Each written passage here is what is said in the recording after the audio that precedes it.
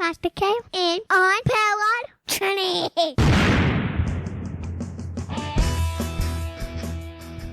Providing strength for the powerless, hope for the fearful, and healing for wounded hearts.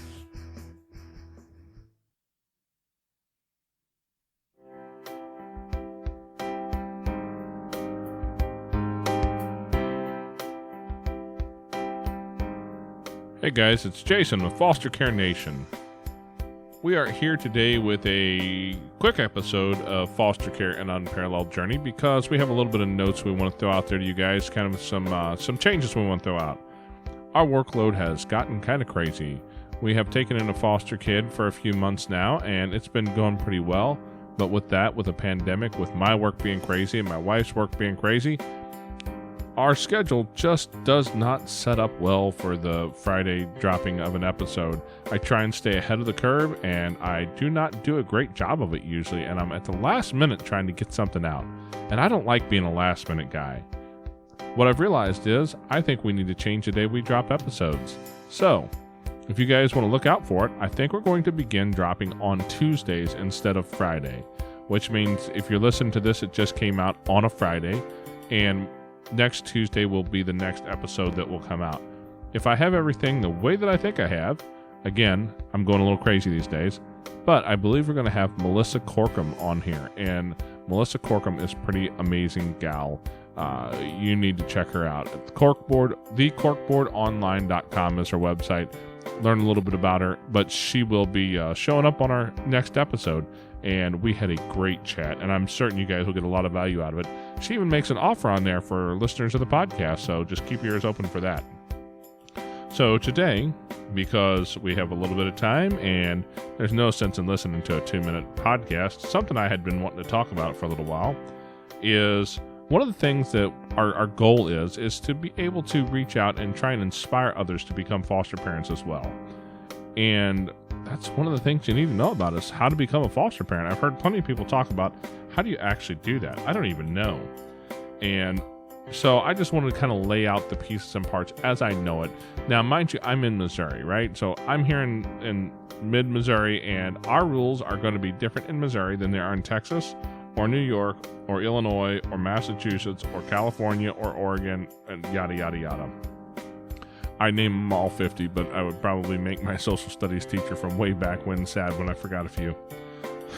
But, all right, guys. So it's going to be different depending on your location, and you can usually reach out to your local agency and find out what that requirement is. And by that, I mean our agency is called Children's Division here in Missouri. It's Children's Division is part of the social services, but you might have DIFAS.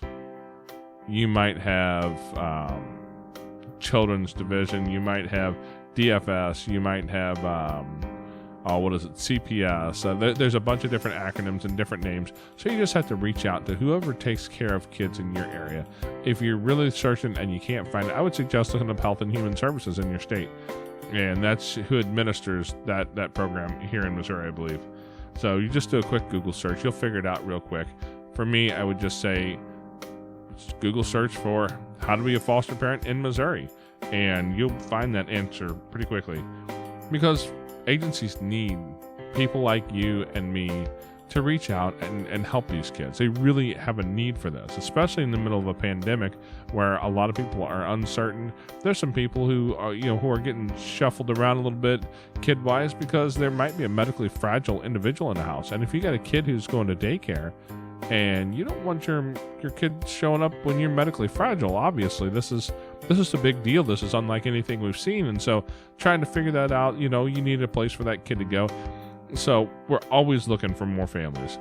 On a normal time, when we're not doing the pandemic dance every day, we still need more families. So yeah, if you ever even thought about it, if you feel like it's something that you might be called to especially, reach out to them and find out.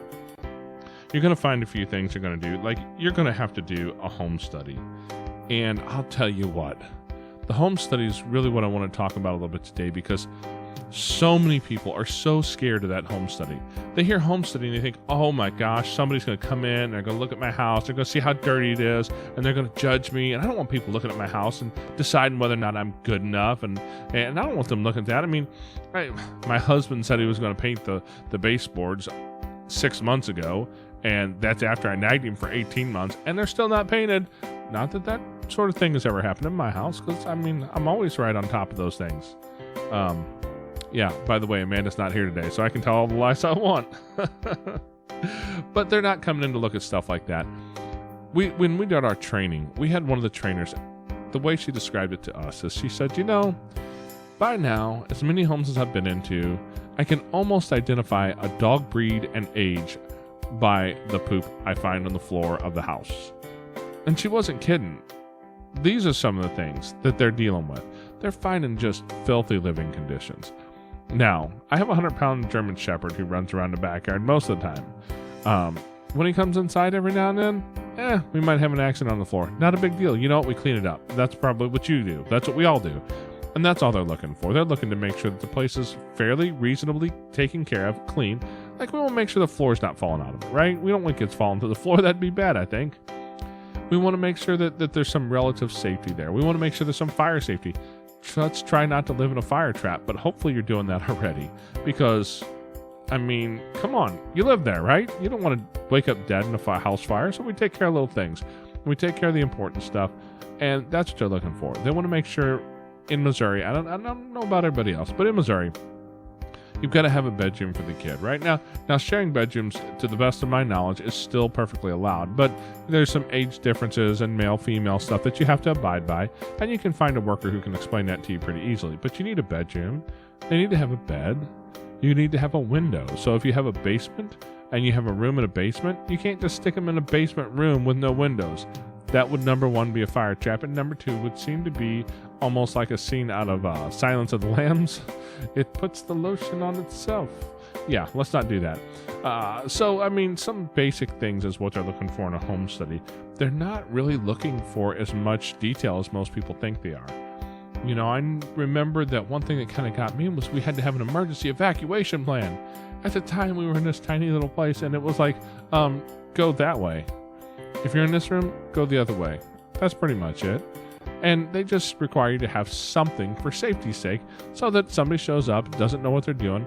Now, mind you, most of our placements have been younger kids who would not be able to read a map or an evacuation plan or anything like that. But there's a lot of kids who come into care who are a little bit older, who might be teenagers or early adolescents, who that may help, if nothing else, because these kids go through a lot of trauma. They have a lot of fear and anxieties. Just to be able to look at that and feel like they know a little something about the layout of the house.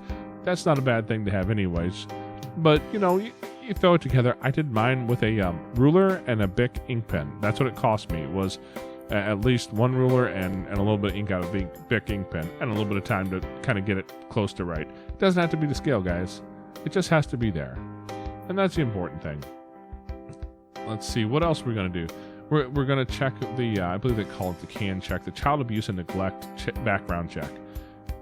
We want to make sure that your kids weren't taken away from you last month for having abused them or sold them on the black market or sold your kids into sex slavery, which, unfortunately, I'm not really laughing there because that's a real thing. That happens. So they want to make sure that they're not using providers who are convicted of horrible things already. So you're going to have a couple background checks. There's some criminal background checks. Now, the criminal background checks, I'm not certain exactly what it is, that they're going to deny you the ability to take kids for. Are they going to deny you because you got a speeding ticket? No.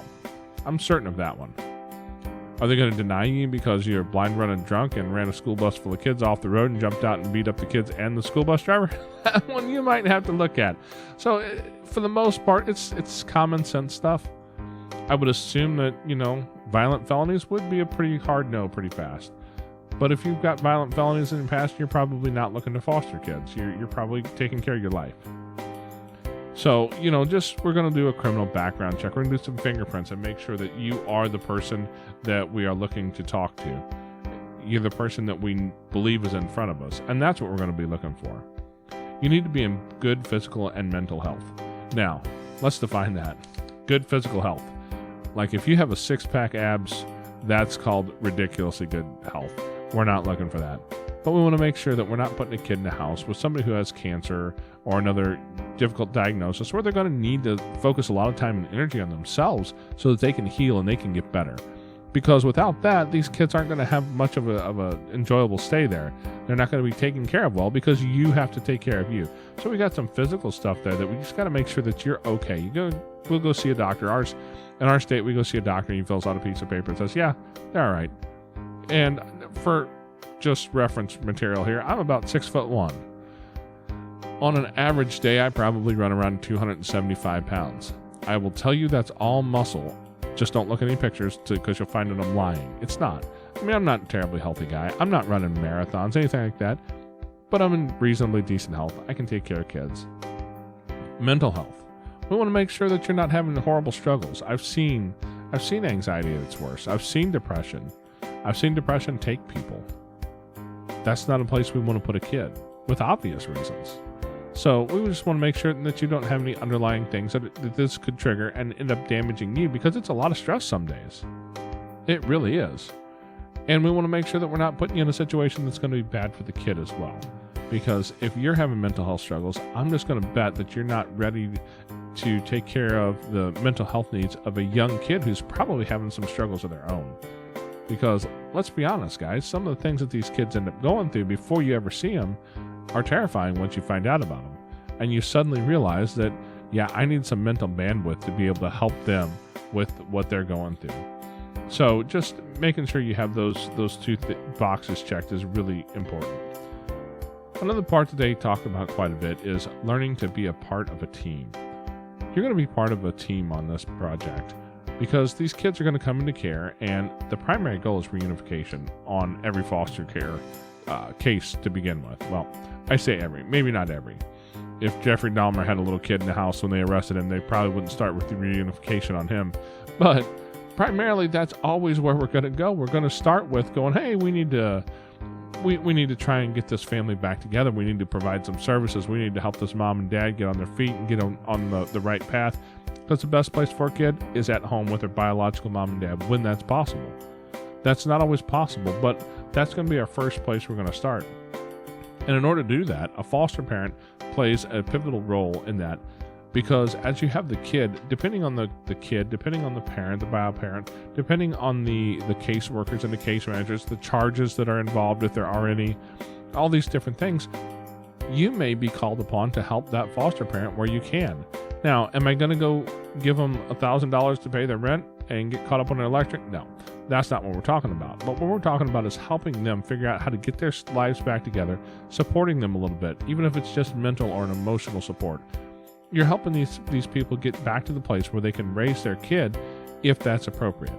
Again, that's not always appropriate, so it doesn't always happen that way. But where you can, you provide that support. And that's been something that we've actually done in the past.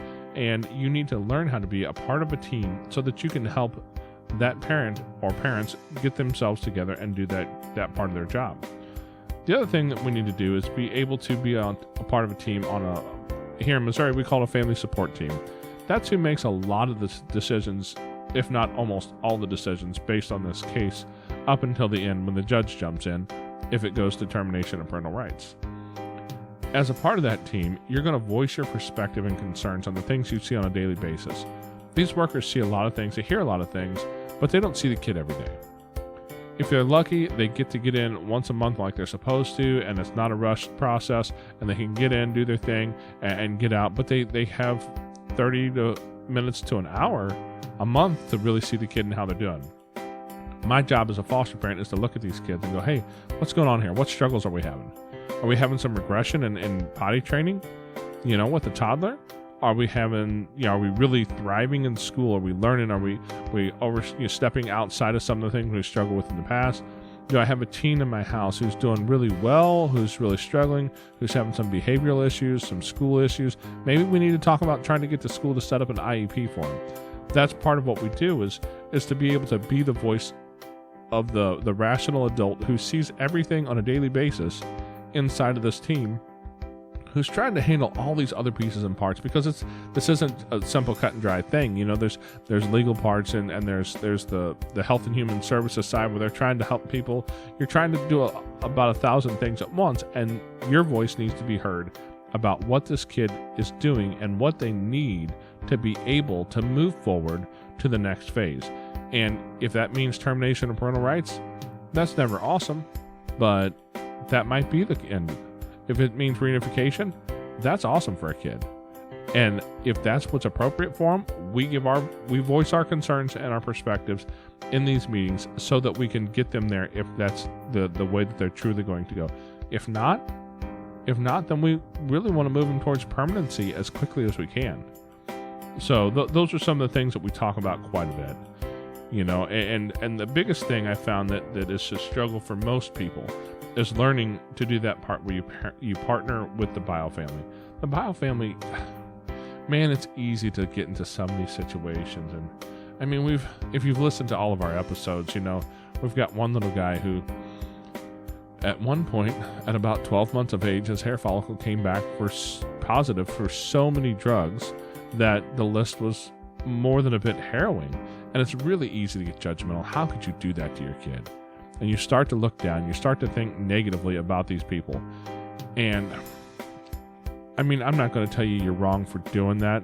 It happens to all of us. We kind of come that way, but you have to learn to look at the bio family and realize sometimes that what you see is not always the whole story. Oftentimes, these parents were children of abuse themselves and have come into a system that they don't understand, unprepared to take care of kids in a way that's healthy for them. And it might be possible that the best thing to do is to get these kids as far away from that parent as possible. But it might also be possible that the absolute best thing you could do is help that parent work through their traumas and just guide them. I mean, we're not working through them like a therapist, but guide them along the path to getting their kids back if that's the route they really want to go and they're willing to do the work to do it. It's difficult to be part of that, but that's what we do. So that's another piece. So you have to know these things about foster care walking in, because it's really easy to just say, oh, I'm going to help kids. If it's all said, love them, that'll take care of everything. Love conquers all.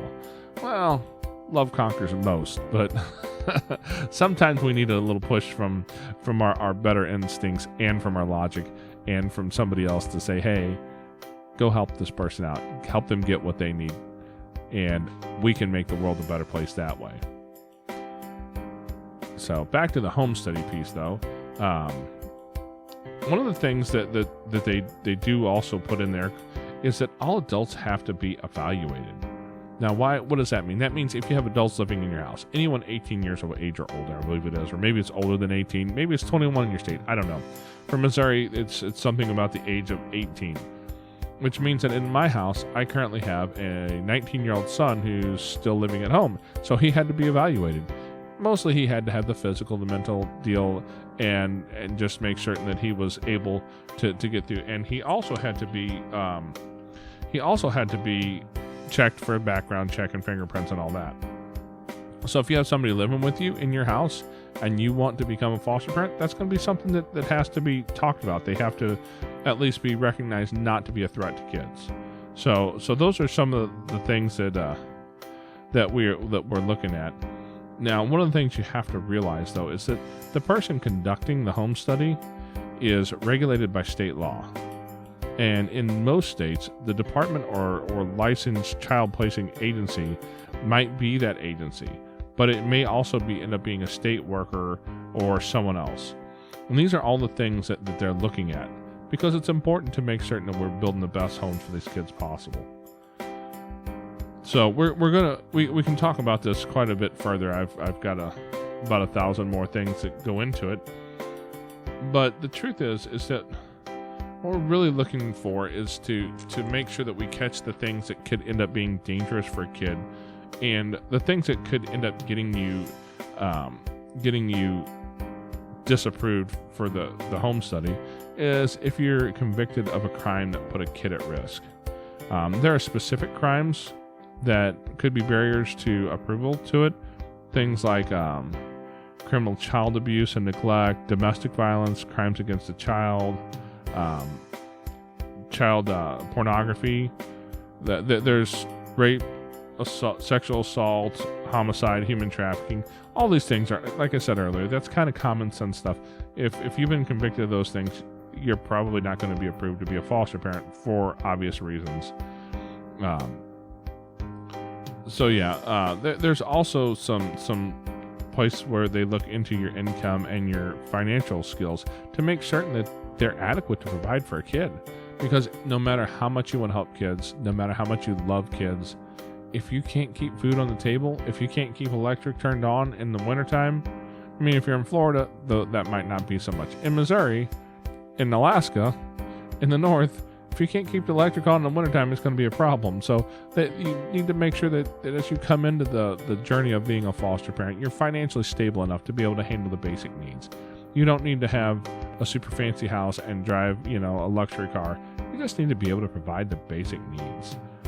If they deem that your home is unsafe, they're probably going to deny you for obvious reasons. It's not a safe place for kids.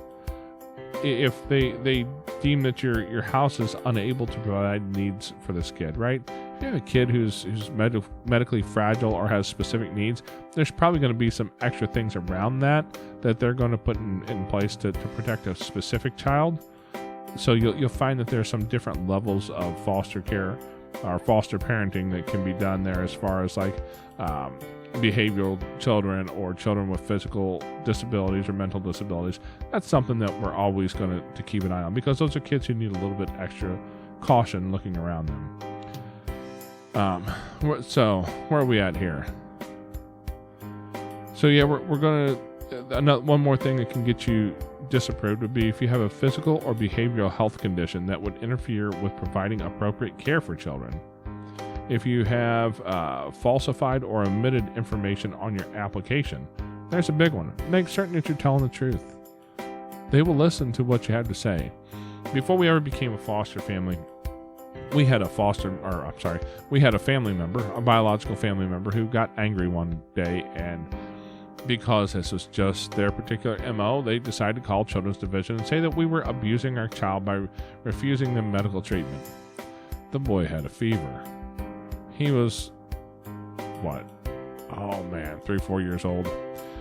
We'd only talked to one person that day. My wife had, and they got angry and they got mad. It's the only person in the world besides me or my wife who knew the boy had a fever. And so they called Children's Division and said we were medically neglecting our kid. He had a fever for a couple hours. Tylenol took care of it. It was all good. But because they received a report, they had to come out to the house and do an investigation. And so when we looked at becoming foster parents, we had an investigation in our history. And they looked at it and they pulled it up and they said, yeah, it looks like it says here that the allegations were unfounded. Okay, that's good. Then they just moved past it. It was no big deal. But it was something that my wife and I were really concerned about. What is this going to look like, What do we need to tell them about this? But the truth is, just like most things, the answer is just be true. Tell them what it is. Tell them the truth.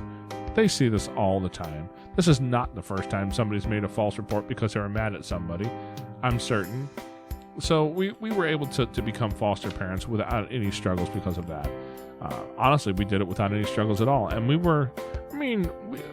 weren't poor, but we weren't rich either. We were very middle class, probably to the lower end of the middle class when we first got into it. And over the last decade or so, work has come up and it's become something easier for us, but it was really not a difficult process.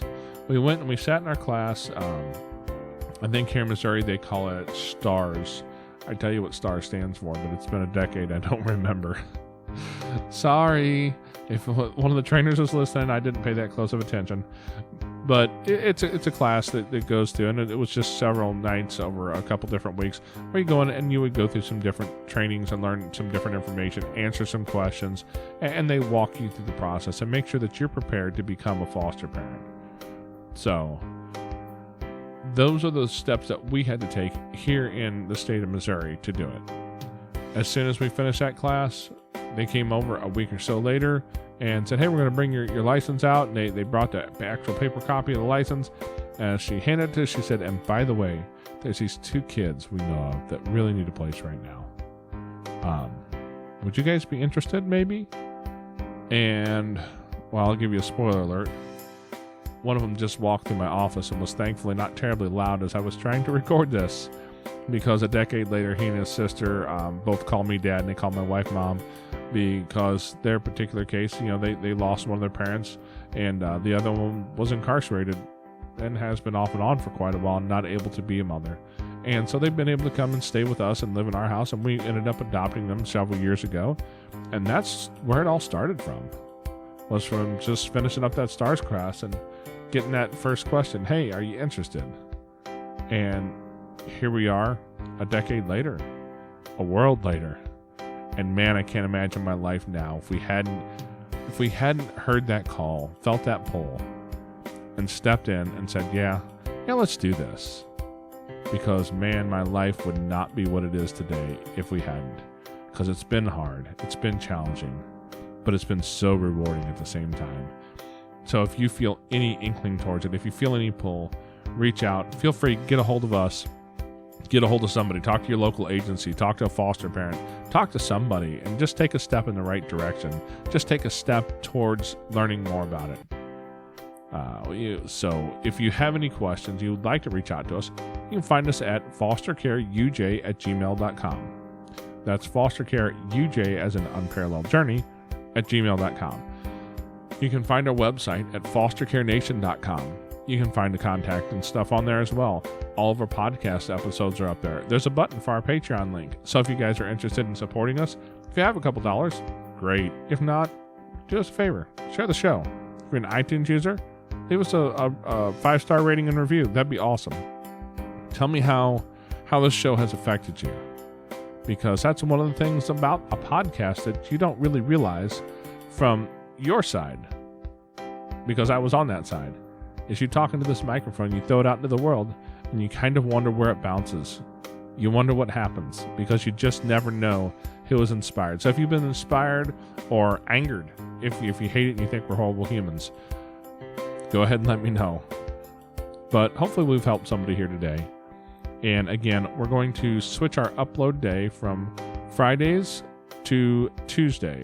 So this will be out this Friday. This should be July 24th, I think. I'm just shooting from the hip here, staring at a calendar and not figuring out what day it is today. So I think July 24th would be a Friday, 2020. And so we're going to put this up here. You guys can hear it, know what's coming up, and then we're going to switch our download date around to Tuesday so you guys can pick it up, hopefully at the beginning of the week, hopefully on your commute to work, because hopefully COVID hasn't gotten you out of a job. I know it hasn't done that to me. I still working 60 hours a week on half the weeks, and still got 6 kids at home to drive me crazy for the rest of those hours. So we hope to hear from you guys soon. If you're interested in helping us out, like I said, the Patreon link is up there. Share an episode. Tell somebody about the show if you think they'd be interested. And if you have any questions, by all means, get a hold of us. Check us out at Facebook. We have a Facebook group there. It is... I'm just drew a blank. It's on Facebook. That's what it is. Facebook.com/group/foster care UJ, I think. Just search for Foster Care Unparalleled Journey or Jason and Amanda Palmer. I'm certain will pop up. If you go to the podcast show notes, you should find it in there. So we hope to see you guys soon.